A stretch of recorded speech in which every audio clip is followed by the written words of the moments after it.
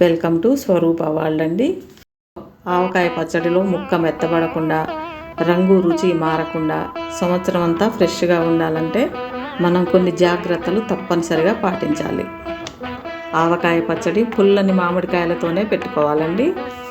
ఈ కాయలు చెట్టు నుండి కోయగానే, మార్కెట్లో కొనగానే వెంటనే మామిడికాయలు కట్ చేయకూడదండి. కాయలు ఎండవేడికి మెత్తగా ఉంటాయి. 2 గంటల సేపు చల్లని నీళ్ళలో నాననివ్వాలి. నీళ్ళలో నానబెడితే కాయలు గట్టిగా అవుతాయి. నానాక కట్ చేసుకుంటే కాయలు గట్టిగా ఉండి ముక్కలు చెదిరిపోకుండా ఉంటాయి.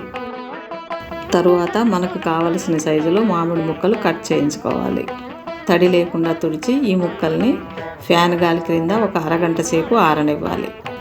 ఇలా ఆరితే మామిడి ముక్కల మీద ఉన్న పై పొర తొందరగా వస్తుందండి. ఈ మామిడి ముక్కలు పచ్చి నూనెతో కలిపి తరువాత పచ్చడి కలుపుకోవాలి. ముక్క మెత్తపడకుండా గట్టిగా ఉంటుంది. పచ్చడిలో వేసే అన్ని పదార్థాలు ఎండలో బాగా ఆరబెట్టుకోవాలి. ఆవకాయ పచ్చడిలో పల్లి నూనె కానీ, నువ్వుల నూనె కానీ వేసుకోవాలి. ఆవకాయ పచ్చడి అంతా బాగా కలిపి 3 రోజులు ఊరనివ్వాలండి. 3వ రోజు బాగా కలిపి ఉప్పు, నూనె తక్కువైతే కలుపుకోవాలి. ఇలా పచ్చడంతా రెడీ చేసుకొని జాడీలో వేసుకుందాం. జాడీ శుభ్రంగా కడిగి ఎండలో బాగా ఆరనివ్వాలి. జాడీ ఇలా ఆరాక మనం ఏ నూనె అయితే పచ్చడిలో వాడామో ఆ నూనె జాడీ అడుగు భాగంలో వేసుకోవాలి.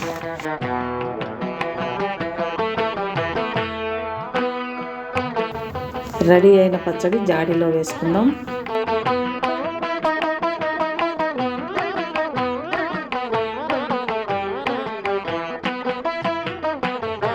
జాడీలో వేసుకున్న తర్వాత పచ్చడి మీద 2 అంగుళాల వరకు నూనె ఉండేలా చూసుకోవాలి.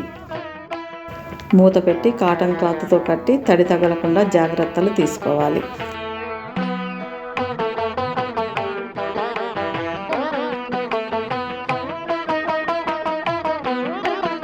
ఇలా జాగ్రత్తలు తీసుకుంటే సంవత్సరమైనా జాడీ అడుగు భాగంలోని ఆవకాయ పచ్చడి కూడా ఫ్రెష్గా ఉంటుంది. సంవత్సరం అంతా ఎప్పుడంటే అప్పుడు ఎంతో రుచిగా ఉన్న ఈ ఆవకాయ పచ్చడితో అన్నం తినవచ్చు.